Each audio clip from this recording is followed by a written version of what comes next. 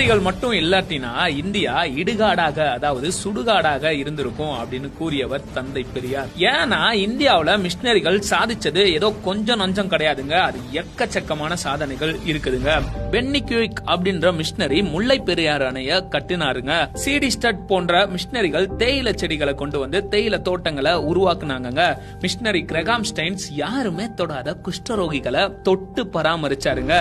Robert de Nobili, Veeramamunivar, Peter Percival, collector Ellis Durai, G U. Pope Iyer, Johann Philipp, Ziegenbalg இவங்க எல்லாம் தமிழ் மொழியோட பாதுகாப்புக்காகவும் அதனோட பெருமையை உலகறிய செய்யவும் அரும்பாடுபட்டு இருக்கிறாங்க. மிஷினரி ராணியஸ் சிறை கைதிகளுக்குன்னு நல்வாழ்க்கைய உருவாக்குனாருங்க. 100க்கும் மேற்பட்ட பள்ளிக்கூடங்களை தென்னாட்டுல உருவாக்குனாருங்க. மிஷினரி ராணியஸ் அது மட்டும் இல்லாம ஆசிரியர் பயிற்சி பள்ளிகளையும் உருவாக்குனாருங்க.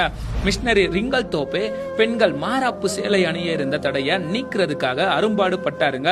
தாழ்த்தப்பட்ட மக்கள் உயர வழிவகை செய்தாருங்க மிஷினரி ரிங்கல் தோப்பே. அடுத்ததா மிஷினரி வில்லியம் கேரி சதி என்னும் உடன்கட்டை ஏறும் கொடிய பழக்கத்தை ஒழிக்க பாடுபட்டாருங்க.